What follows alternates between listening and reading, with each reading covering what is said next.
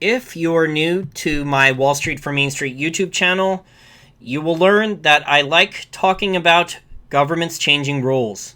It is going to be a very big theme going forward. It has happened a lot in the past, countless times, many different governments, whether it's modern governments or in the past with past empires. And recently, this week, there was something very interesting. There was a story that came out from Reuters. And the Reuters story, you have part of it there on your screen. It was return of short selling bans, market protection, or war against truth. Now, some of you may say that short selling for stocks does not matter, but I would beg to differ. Short sellers are actually taking just as much, if not more, risk than longs are in stocks. Everyone's taking risk. If you buy a stock or you short a stock, you're taking risk. However, I think the shorts I know, and I know some really hardworking ones that have uncovered a lot of fraud. They've tried to warn people and about fraud, and normally people don't listen to them. The regulators don't listen. It's not the regulators who uncover fraud. I'll talk about that in a minute. It's normally the short sellers. It's normally not the investigative reporters who uncover fraud now. It's normally the short sellers. And then years later, sometimes people start to investigate this, normally when it's too late. So a number of different governments, according to this Reuters article, are now discussing banning or curbing or eliminating entirely short selling of stocks. And this is very dangerous. The U.S. government even did this in 2008 during the 2008 financial crisis.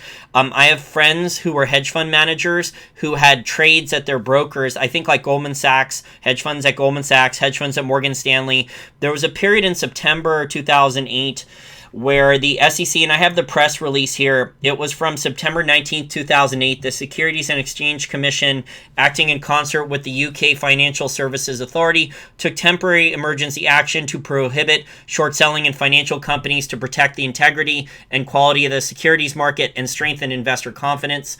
So people who had profitable short trades, they were canceled. I was supposed to interview Kevin Duffy yesterday from Bearing Asset Management. He had puts on a lot of the bank stocks and others, and his trades weren't canceled. But I've spoken with contacts and friends who are hedge fund managers who had very profitable shorts on back then, and their trades were canceled. So now you have governments when the stock market, especially the U.S. stock market, which is close to being at all-time highs with central bank monopoly currencies, and you have these other governments now, whether it's Turkey, South Korea. This article I'll read in a second, but a number of governments, European Union, Turkey, South Korea, all discussing banning short selling. It's unbelievable. So the negative connotations, now there are bad short sellers. There is fraud everywhere. There's also pump and dump people. There's pump and dump people on the long side. There's accounting fraud routinely on the long side from a lot of these large publicly traded companies that the regulators normally either don't care about or that it's a minimum fine, and the publicly traded company only has to disclose it, for example, on page 30 of a 160-page annual report that they got an SEC fine for accounting fraud. So there's corruption and problems on longs and shorts, but the shorts get most of the criticism, I want to say. And there are honest, hardworking shorts. Without shorts like Jim Chanos, without shorts like David Einhorn, without shorts like Mark Cohodes, fraud would not have been exposed. Okay, it was not the regulators who uncovered the fraud at Enron and were warning people for years that Enron was committing fraud, that Enron had special purpose vehicles off balance sheet that the Wall Street banks had set up. It was not any of them. It was not the regulators. The regulators did not take down Enron until the collapse was already at hand. It was Jim Chanos. Okay, it was Jim Chanos of Kynikos. And by the way, you can go listen to a great Jim Chanos interview for free that came out this past week from Hedgeye. Absolutely great. It was Jim Chanos and it was Bethany McLean, who there was a documentary, and she wrote a book, Smartest Guys in the Room, about the Enron fraud. One of the true rare financial investigative journalists left, Bethany McLean. By the way, she's after Elon Musk and Tesla now, and they're going after her reputation. even though her reputation is absolutely stellar. It was not the regulators who uncovered the Bernie Madoff fraud, okay? It's not the regulators who uncovered the Bernie Madoff fraud. It was Harry Markopolos, who risked his job security being blacklisted, the health of him and his family. He was worried he was going to get killed. If you don't believe me, read the book, his amazing book, No One Would Listen. He sent enormous amounts of documented evidence to SEC offices in New York and DC and Boston, and really no one would listen. It's incredibly frustrating. And finally, Madoff, the regulators arrested him. Madoff arrested because he knew the Ponzi scheme was over. But the regulators weren't going to do anything. There was bickering and infighting. If you want all the details, read Harry Markopolos' book. It's a great read. It's on Audible audiobook. No one would listen. Absolutely fantastic. It was not the regulators who caught Bernie Madoff. Okay, Bernie Madoff realized that the safest place for him was in prison. He had taken money and lost it and stolen it in the Ponzi scheme from so many powerful people, royal family people, organized crime, drug cartel, mafia, that the safest place for him was in prison if he wanted to remain alive. It was not the regulators who busted the Chinese reverse merger scams, okay? It was not the regulators who alerted the public that all these Chinese companies, the reverse mergers listing onto the U.S. exchange, not being in compliance with a lot of the accounting guidelines, were scams. It was not the regulators. It was hardworking short sellers like Carson Block of Muddy Waters Research, and also the people featured in the documentary The China Hustle. Okay, so short sellers, there are dishonest, fraudulent ones, but there are also very hardworking people who are doing good investigation, who share their research publicly. And David Einhorn even wrote an entire book on this, documenting egregious accounting fraud by a company and other forms of fraud. And the story is available on Audible audiobook. It's called Fooling Some of the People All the Time, a long short story by David Einhorn. It's over 13 hours on audiobook. I haven't listened to it yet. So it's about Allied Capital and the fraud going on there. Now, David Einhorn shared his analysis, tons and tons of proof, evidence, with the regulators, the SEC regulators, about accounting fraud at this company, Allied Capital, and they didn't listen. They didn't bother doing anything. I don't even know if they were fined for any accounting problems.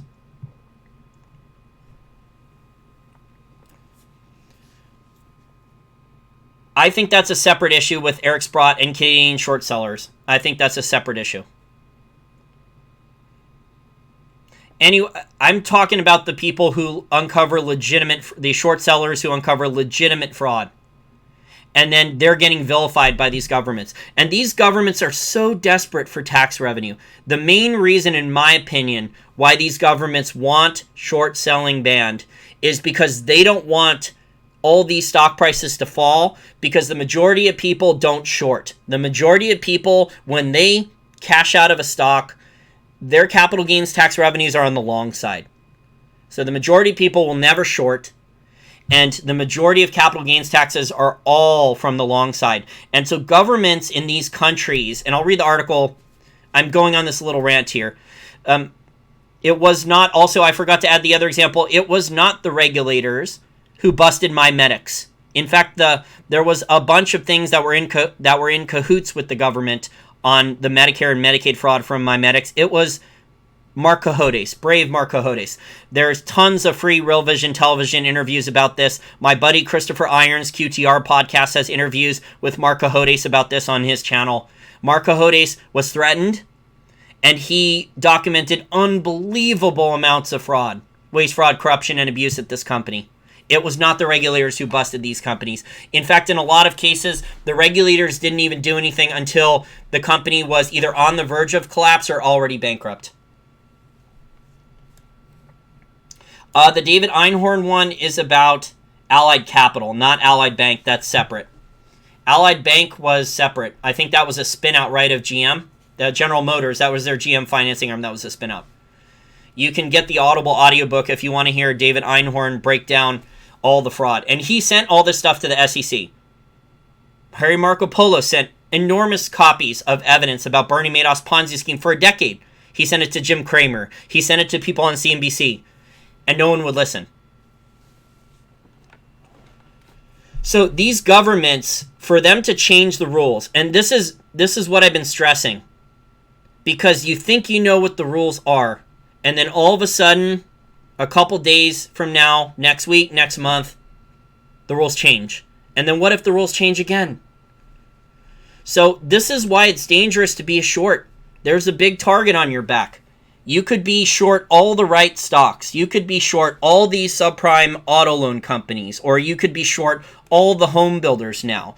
And then Congress, what they did in 2008 and 2009, a lot of people aren't aware of this, but Congress gave the largest publicly traded home building companies, they got an emergency bill, and they were given a bipartisan agreement reached by Senate leaders on legislation designed to limit the housing crisis. The bill contained $6 billion in emergency tax breaks that would let companies use losses from 2008 and 2009 to offset profits earned over the previous 4 years instead of the usual 2-year time frame.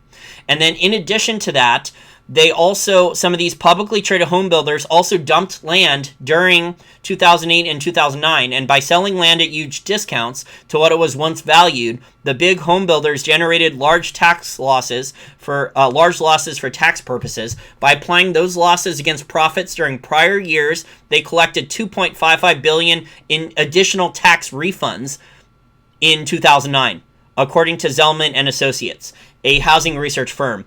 The big builders benefited in other ways from the high mortality of small and mid-sized builders.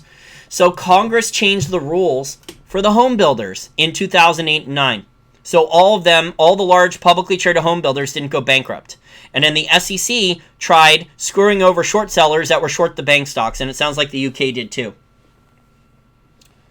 So you could see a situation where it's a moving target, the goalposts are moving, and there's nothing fair about this. Normally when governments change the rules, it doesn't benefit people like you and me. The majority of times, 99.9% of time, I would say when the rules change, it benefits the people in government so they don't have to change their budget, and it benefits a select group of special interests or large pocket people or corporations who are lobbying. That's who it benefits. Creative accounting is how corporations really make money. They also benefit from the share buyback scheme because they're not getting downgraded. So they manufacture high earnings, and it's a get-rich-quick scheme. And long-term, the company is being loaded with massive amounts of debt, which is dangerous for long-term investors. And the management teams are cashing out in only a couple years. The average corporate CEO now of a publicly traded S&P 500 company lasts 5 years or less now. So it's get in, make millions of dollars by financially engineering higher earnings for a couple years, regardless of any long-term consequences, get out with millions of dollars in extra profits, bonuses, stock options that you should not have gotten, and a golden parachute, and you're out before the fraud is over. So, reading this article now, Turkey's regulator banned short selling of 7 domestic banks last month after U.S. prosecutors charged state lender Halkbank with Iranian sanctions violations. There's now new moves to curb short selling in some countries, and they've set the stage for a renewed battle between free market advocates and authorities aiming to check investors they see as profiteers who destabilize major companies. You know, this is bullshit. That spin in this article, the main reason is about tax revenues. Okay, if the stocks of these companies fall, it's about tax revenues, capital gains tax revenues for the government. The U.S. government, the U.S. Treasury had a major issue. Go on the St. Louis Fed, the Fed website, and look at how much annual tax revenues decreased during the 2008 financial crisis. There was a 50% drop because of capital gains taxes collapsing. Okay. That blows a hole in the government budget. That means then the Federal Reserve has to print more, monetize more. That means the government budget deficits are larger since they're not taking in as much tax revenues. They won't say that this the main reason for banning short sellers. They're not going to come out and say the main reason is so we make sure the stock market doesn't crash in our countries. But it is. It's about tax revenues. At the end of the day, follow the money. It's about tax revenues. Okay, continuing with the article, South Korea is considering restrictions while European authorities are investigating short sellers over alleged market manipulation. You know, without the China Hustle documentary and the people doing the work, the China frauds would have probably continued. The regulators didn't do anything to stop that stuff. Some of those China reverse mergers are still trading. The US regulators haven't arrested those guys. And the Chinese regulators aren't going to do anything. But those are Chinese companies listed on American exchanges. You'd think that the American regulators, with clear fraud, would start trying to throw people in jail. Just frustrating. Don't rely. Some older idiot tried to lecture me that I'm a kid and I don't know anything. First of all, I have 10 years market experience and I probably know more than that guy. I've probably forgotten more than that guy knows. I have unbelievable contacts in the industry. I've outread pretty much everyone else, except for some of the really elite level hedge fund managers that spend hours and hours a day reading. This guy was lecturing me that regulators stopped Enron and that regulation is so important. He doesn't seem to realize that there was a scandal 5 or 6 years ago that how many people at the SEC were caught with porn. How many people at the SEC were caught spending hours watching porn at their computer? How many people at the SEC were trying to apply for compliance jobs at Wall Street investment banks for much higher salaries and stock options that they were supposed to be investigating? So instead of doing investigations or whatever, they're going to fill out job applications. That was even made fun of in the Big Short movie. Remember the cute redhead in the movie? She was working for the SEC. She was working for the SEC, and then she was trying to revolving door and get a higher paying job at a investment banking compliance. Okay, so back to the article. Carson Block, founder of U.S. short seller Muddy Waters Capital LLC, decried to Reuters, global war against truth. I think this is part of it. You know, fraud is profitable. If a stock is going up due to fraud, the government still make a lot of money off corporate taxes, off capital gains taxes for the people who are long the stock and sell it at a profit. You know, when the stock drops, there's a disproportionate amount of capital gains taxes. Hardly anyone then is paying capital gains taxes to the government, in my opinion. And you can see that by the U.S. Treasury tax receipts. In 2009, what happened? 2008-9, what happened? Go to the St. Louis Fed or Fred data website and look up. I did a video on this earlier this year at the beginning of, it was included a chart of that for how quickly is the U.S. national debt growing. And I showed how important it is for the U.S. to not have capital gains taxes, tax receipts drop 50%, that would blow a hole in the government budget. The size of the budget deficits would accelerate even larger. The Fed would have to monetize even more debt even faster. Okay, back to the article. Meanwhile, Brexit looms. Authorities in Frankfurt, Rome, Amsterdam could temporarily curb short selling of companies to counter price swings triggered by the European divorce. So this, to me, they're blaming Brexit. But European officials are terrified about all the European bank counterparties to Deutsche Bank. That's what it signals to me. So Brexit is being blamed publicly. But the reality is, oh shit, Deutsche Bank has 49 trillion in derivatives exposure, and everyone knows about Deutsche Bank. Okay, I've even heard people on CNBC Fast Money talk about Deutsche Bank's derivatives problem. Okay, everyone on Wall Street, whether they admit it publicly or not, knows about Deutsche Bank's problems. The main question then is, what is the counterparties, the largest counterparties to Deutsche Bank? And if Deutsche Bank is already bankrupt or is going to go bankrupt soon, what banks then, in my opinion, are in the danger of Deutsche Bank pulling them down with them? So if Deutsche Bank is the anchor, who else is tied to that anchor? Is it Citibank? Is it HSBC Bank? Is it French banks? Is it other German banks? Is it Italian banks? Is it Spanish banks? Is it Chinese banks? Okay, back to the article. Effectiveness of such short-selling bans has been questioned by academics and institutions, including the Federal Reserve Bank of New York. The global mood may be increasingly turning against short sellers who borrow shares and immediately sell them, betting the price will fall before they buy back the shares and return them, pocketing the difference. Okay, so Brexit, U.S.-China trade war are among political and macroeconomic factors that have buffeted markets, posing new conundrums for regulators. South Korean officials, for example, cited the trade conflict as a reason for their possible shorting curbs.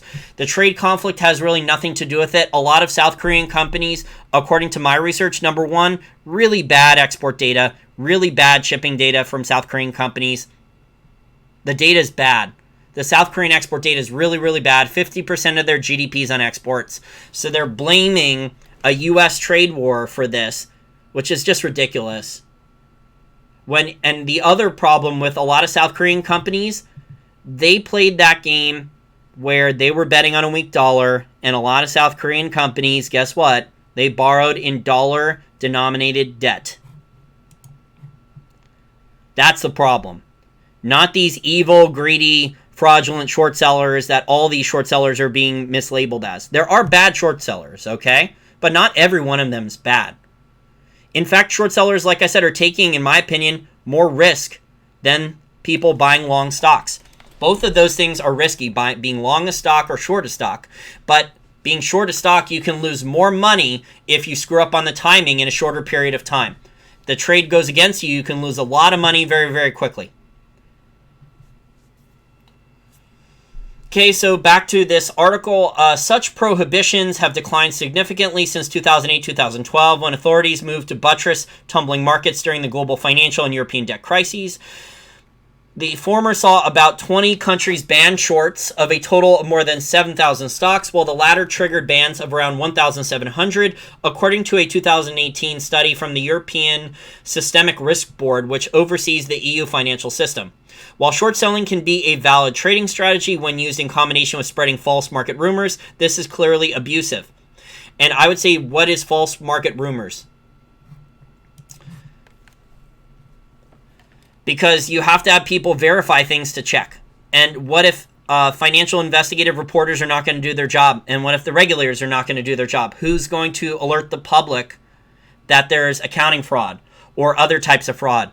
This is the problem when regulators are supposed to work certain ways and the journalists are supposed to investigate and don't. So the short sellers are providing things to the market, information and analysis and research that in the past the regulators might have done a better job on and the financial investigative journalists would have. So for every, Bethany McLean, there's lots of financial journalists that just repeat bullshit on Twitter.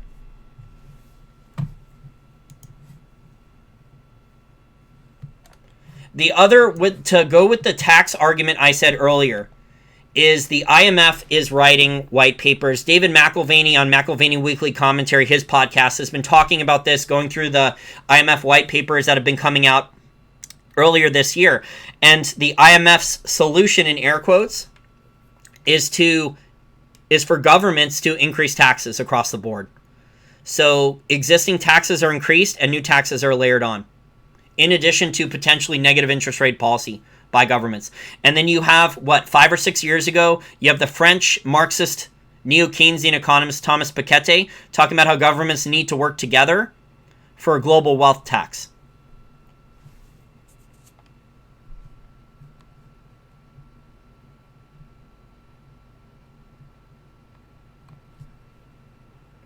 No, regulators are not doing their job. Okay, aren't. Okay, there you go. Okay, it was just a typo. Yeah, I agree. Our regulators are not doing their job. That's a main part of the financial media is not. There are some good investigative journalists. Lynette Lopez is doing a good job. Charlie Grant is doing a good job. Jim Grant's son, covering Tesla, and they're repeatedly slandered and libeled for doing good investigative reporting. Bethany McLean is going to be slandered and libeled too. If the regulators did their job, if the mainstream financial media had real investigative journalism, you would not need short sellers to do what they're doing now. But this is not the world we live in. So now the market is reliant on people like David Einhorn, Jim Chanos, Mark Cahodes, Carson Block, others, to try to find fraud, to investigate. Because in the past, they didn't have to do this. And now someone's going to have to do this. Someone's going to have to look for the truth. Otherwise, everything's going to be a fraud. Even more than now.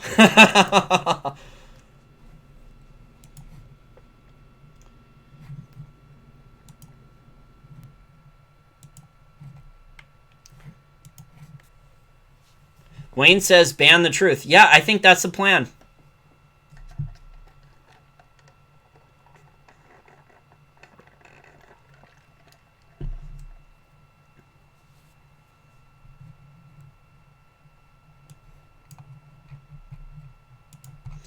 Okay, I got a couple super chats. Wow, quite a bit of money. Enough for a steak dinner. Thank you, Ben. If Google and YouTube weren't taking like 50% of it. Thank you, though, for the super chats. Thank you, Benguin and Greg.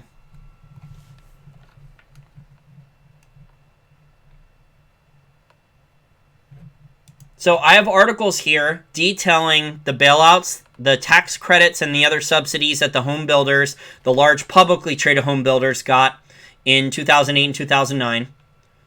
I have articles about the September 2008, September 19th, 2008, where short selling was temporarily banned for financial companies.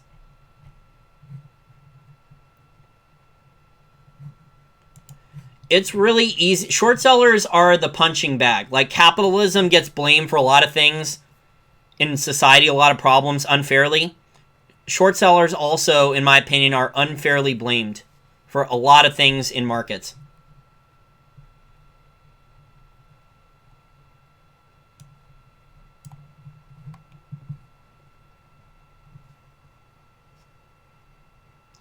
I see mentions here about short sellers for gold and silver markets. That's different because there's other rules that are being violated. There's waivers on position limits. There's a bunch of other things. So shorting commodity futures contracts is different. Gold and silver are the only ones that have position limits on the long side, and the short side gets waivers. And supposedly they're commercial hedgers, but I don't believe them.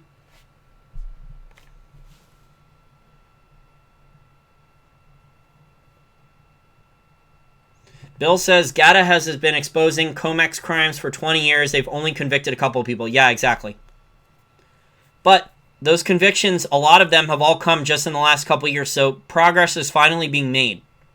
Now, spoofing is just the tip of the iceberg for that, though.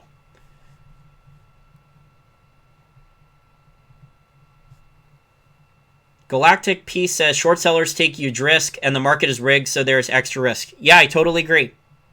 Plus, the governments can change the rules. So if the U.S. government decides that they want to bail out insurance companies who bought too many collateralized loan obligations, and the Fed is going to start buying all those, so there's not another AIG in 2 years, they can do that. So if you were a short, this is hypothetical. So if you were a short seller and you were shorting all these insurance companies and you did your research and you found out who was holding all these collateralized loan obligations, and the stocks of these companies went down a lot and you didn't take your profits, the government could come in, change the rules, and say short selling is banned, and then you could get killed. Or they could say that all your profits you had are wiped away. That's what happened to a lot of short sellers. People aren't aware of this. That's what happened, unless you're in the financial industry. Happened to a lot of short sellers in 2008, 2009 who were short the banks. People who bought puts, I believe, were not screwed over, but at their brokers like Goldman Sachs and Morgan Stanley, hedge funds who outright shorted those bank stocks, a lot of their trades were canceled. And some of them had millions of dollars in profits.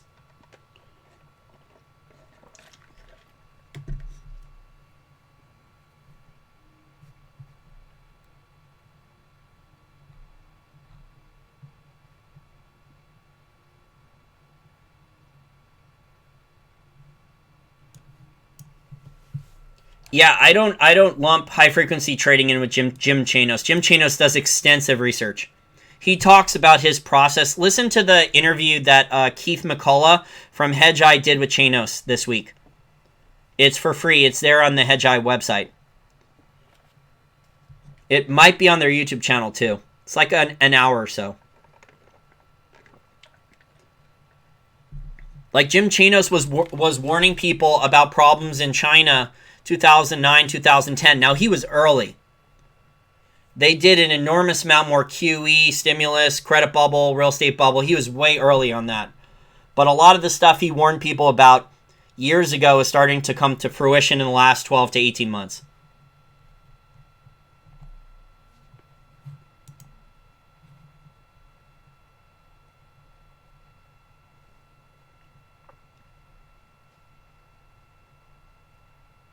Also, it says in September 19th, 2008, not only did the SEC order unprecedented restrictions and short sales, including the banning of all short sales of financial companies, but it was soon expanded to dozens of non-financial companies as well. More rules changes.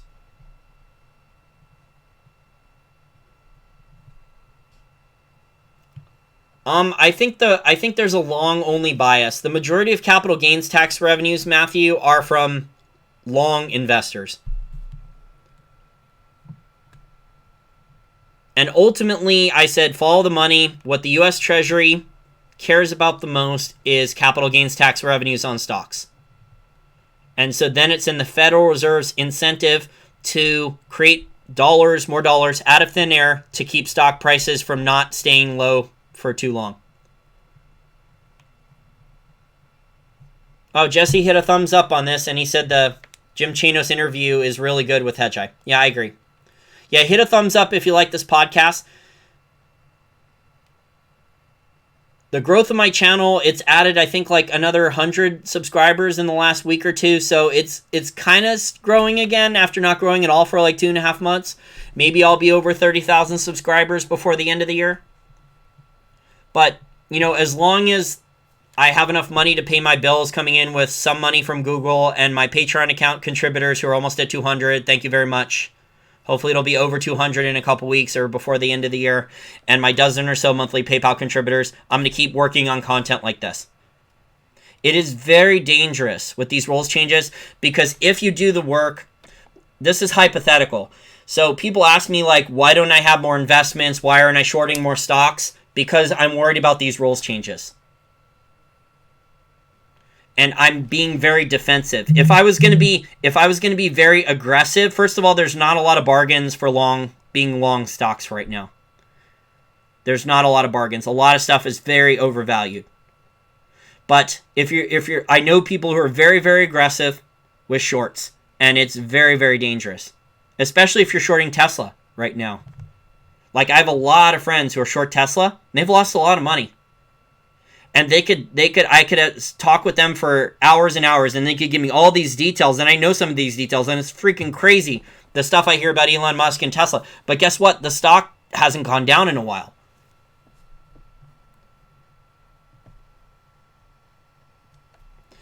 James asks, if someone is shorting a stock, they eventually have to cover unless the stock goes to zero. So they eventually provide buying support. But by then, if the company has bad balance sheet problems and bad cash flow problems, if the company is a fraud or if the company doesn't have any earnings or the earnings collapse, then the shares can be bought back for way cheaper than when they were shorted.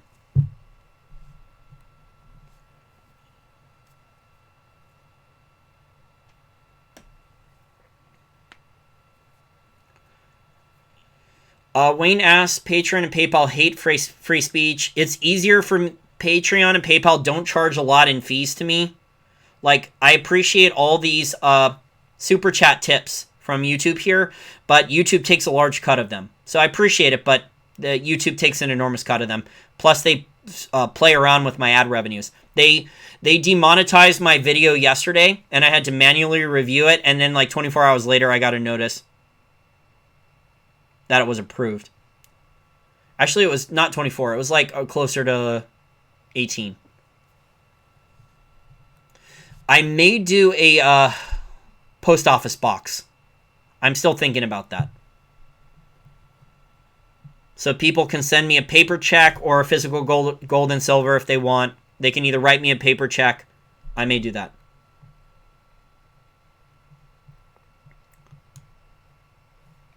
So shorting is very, very dangerous. So if you're short an industry that the government wants, like housing, like home builders, like housing or cars, look how people aren't aware of this. They forget. But the bondholders, a lot of the bondholders for General Motors, for government motors, they got totally screwed. Oh, Wayne, I have after this video is over, if you go either under this video or on my older videos, I have the wallets addresses for 6 cryptos, for Bitcoin, Litecoin, etc. If you want to do it that way. Bitcoin, Litecoin, Ethereum. I have those. Although now I'm going to get a nasty email from Bill Holter that I said something good about cryptos.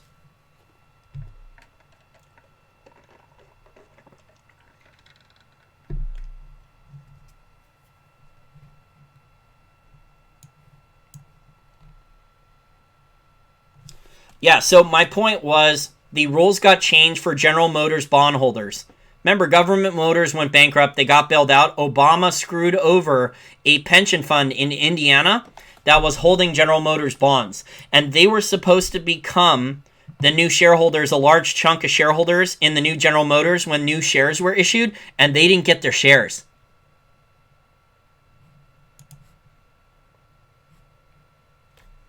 Okay, Obama violated like 150 years of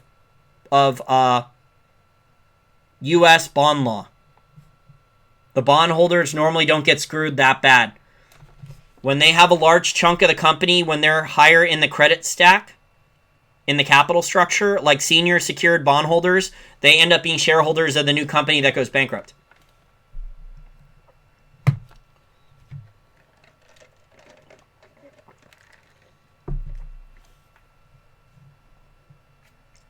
The rules change it. The average person, the average retail investor is not equipped to deal with all these rules changes. Because if you buy a stock or you're short a stock and you check back months later, you could be in trouble. The rules could have changed. If you buy an individual stock and the rules changed, you're in trouble.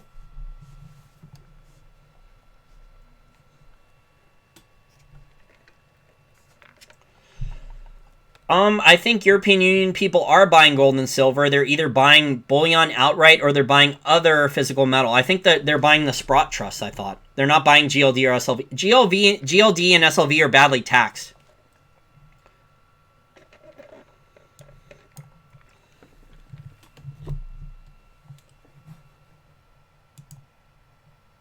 Oh, the other story I wanted to talk about was from... Okay, the IMF has done a number of studies on this as well. So besides the IMF writing about how taxes need to go up across the board recently, they've been putting out these reports now for 4 or 5 years. They come out every year.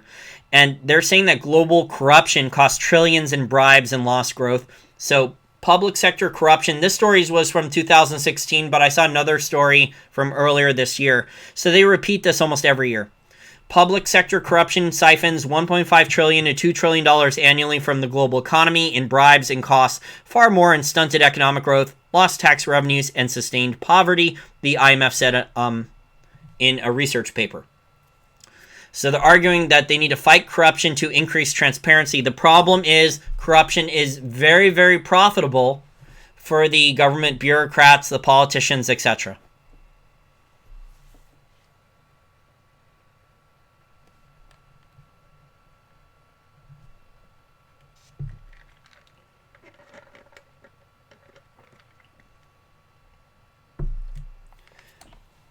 Stalemate says for a P.O. box, yeah, I have to decide if it's worth it, see how many people would actually be willing to mail me. Yeah, I've gotten maybe about half a dozen people in the last like 12 months or 18 months who said that they would start mailing me checks. So I'm not sure if that's enough. That's why I haven't done it yet.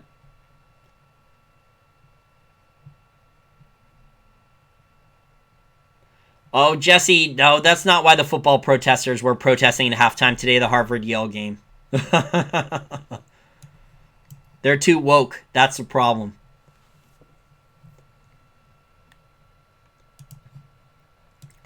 Oh, yeah, and the other, Bill O'Neill brought this up in an earlier comment in the live chat. Yes, the politicians are talking about taxing everyone, taxing Wall Street, taxing holders of stock. They all are worried about tax revenues. Most of them don't understand reality, though. If you tax something, you get less of it. You don't get more of it.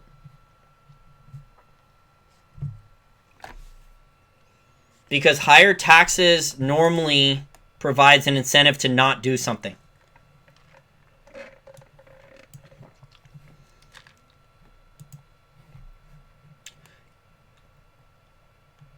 So it was not regulators who uncovered the fraud in a lot of these cases. In fact, regulators almost never uncover the fraud in a lot of these cases.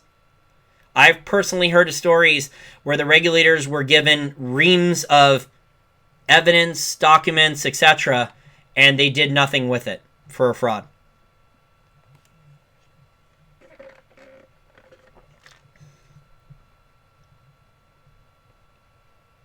So in the society we live in now, short sellers are doing the job of, in a lot of aspects, financial journalists, investigative reporters. There are bad short sellers, but the good, honest, hardworking short sellers are doing the jobs in a lot of cases of financial investigative reporters and also regulators. You know, I wish this was not the case, but this is part of the new normal we live in.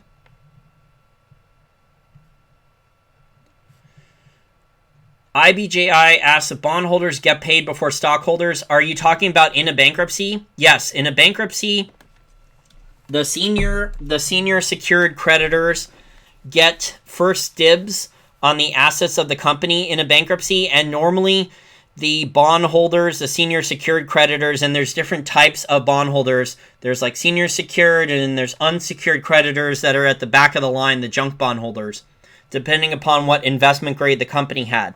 So if it was senior secured debt, they're at the front of the line, and they would get normally shares in the new company, or they would get the collateral that they were promised for the loans.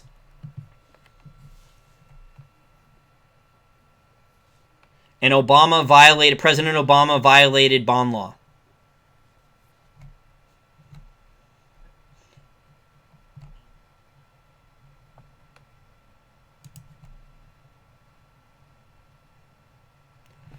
I don't trade the VIX because I know it gets smashed. It's such a manipulated thing, the VIX. The size of that leverage short volatility trade, it has to be way over $1.5 trillion in size. It was $1.5 trillion in size when I first heard about it from Christopher Cole of Artemis Capital. I think it was 2016, and I made some videos on it. You can check the archives of my channel for the exact date. And it was 1.5 trillion in size back then. And things are even more excess now.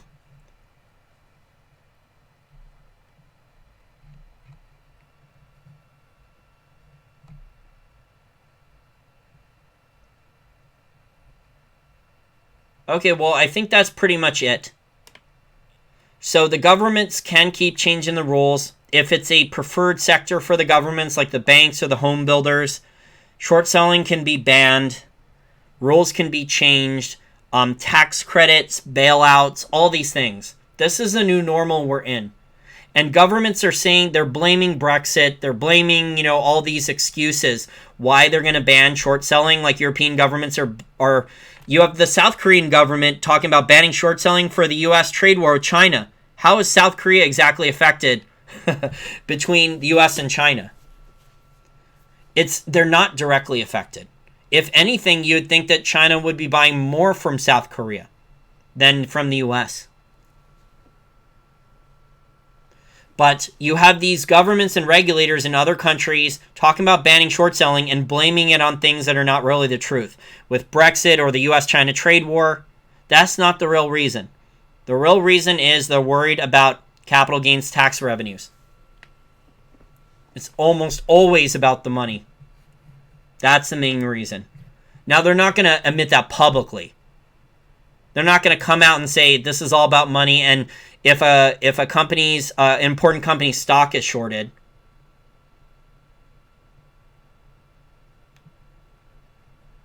then we lose a bunch of tax revenues.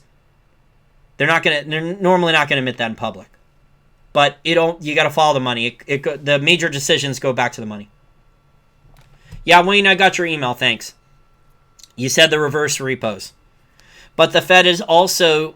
It's over a month of not QE, so the balance sheet's going to go up $60 billion, give or take, next month, in the next couple weeks.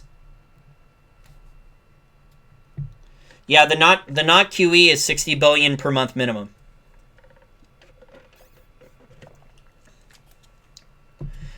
Phil, I don't think they would permanently ban short sellers for every single stock.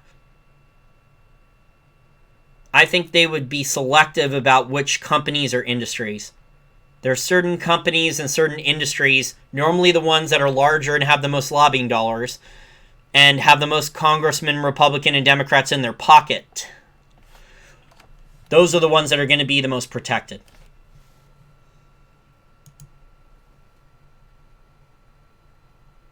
Yeah, blaming Brexit for banning short selling, blaming the US and China trade war for banning short selling.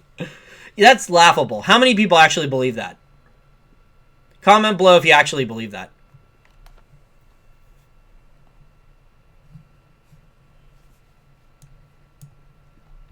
Okay, that's it for tonight. End of rant. Thank you everyone for your time, and I'm going to work on creating unique content, as much of it as possible, and going through and looking up with research past historical follies. And one of the dumbest follies was what the SEC did in 2008. With choosing which banks get to live or die, Lehman Brothers was a sacrificial lamb. And we could see that same thing play out if Deutsche Bank is indeed close to failing. And everyone knows about Deutsche Bank. So the people are like, oh, Deutsche Bank is on the verge of failing. Deutsche Bank's stock has been bailed out for years. Okay, if you go back and look on the chart, there's been instances in the Deutsche Bank stock chart where it was about to totally collapse for years now, and the miraculously someone caught a falling knife and drove the stock back up and bought it another year or two before the stock went down again. There's tons of those in the Deutsche Bank stock chart. I did a video on this earlier this year, and I outlined a bunch of these things where literally there's enormous falling knives on the Deutsche Bank stock chart, and no professional money manager would go along that stock chart. The main questions with Deutsche Bank are which large banks have the most counterparty risk and the most derivatives contracts with Deutsche Bank as their counterparty. That's the question. But in the environment we're in, if you answer that question and you make a lot of money shorting that bank that has the most counterparty exposure to Deutsche Bank, and the stock goes down, the politicians and regulators could change the rules on you. So you could have a lot of profits, and then all of a sudden they change the rules ex post facto and they're taken away. There's nothing fair about this, but unfortunately this is the new normal we live in. We live in a very immoral, unethical, unfair society where economic and political elites can have the rules changed to benefit themselves. And so if you work hard, do the research, you put your money where your mouth is, you take risk, and you should have made a lot of money, been compensated, and then all of a sudden those profits are taken away. It's not right, but like I said, there's not much we can do about it. It's very unfair. I'm sure I'm going to get a bunch of emails saying that regulators did this and regulators did that. No, they didn't. Go and look at Bethany McLean's documentary, Smartest Guys in the Room, her books. Look at Jim Chanos's Jim Chanos was warning about Enron for years. Years. No one listened to him. Not all short selling is leeches. There's a buyer and seller for every stock. Short selling are not leeches. And I disagree with Eric Sprott's ban on mining stock juniors. I respect Eric Sprott, but I disagree with that.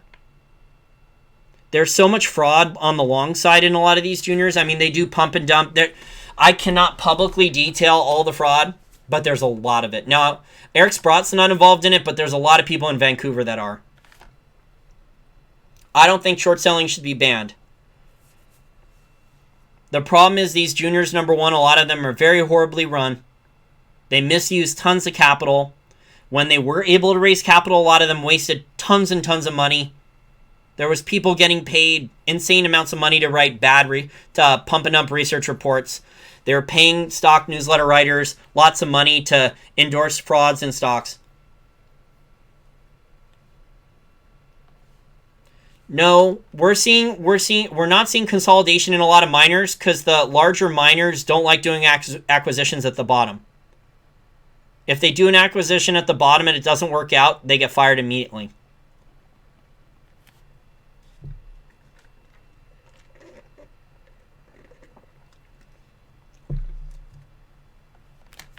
Sparsoul says banning short selling seems like a nervous, desperate, preemptive move. Yes, I agree.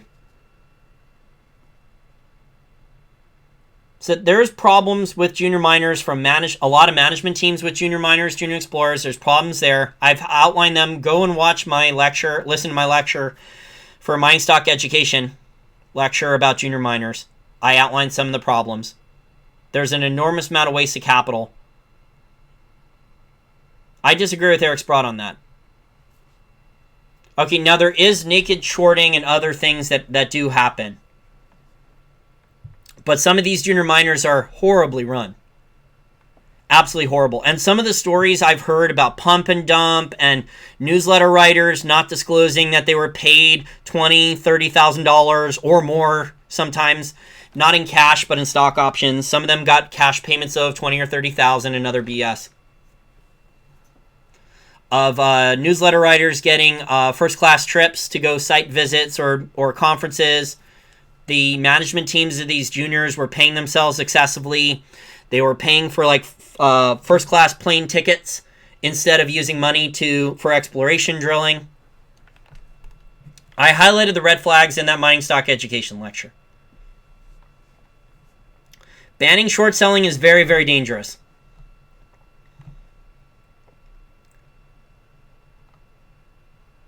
Now, if you prove that an individual short was committing fraud, send them to jail. I mean, have a trial, prosecute the crap out of them that they were lying and fraudulent, send them to jail. But banning short selling outright is stupid. They're taking as much, if not more, risk than people being long stocks. That's my opinion. Sniper Fox says, short selling is just another option to play the market. Yes, it gives you a different way. And I would say it's even riskier than being long a stock, shorting. Because if you're wrong on timing on shorting, you can lose a lot of money even faster than being long a stock. Especially if you use margin. A lot of margin. Okay, well, that's it for right now. My voice is starting to go. End of rant. Thank you, everyone, for your time. Have a nice rest of your weekend.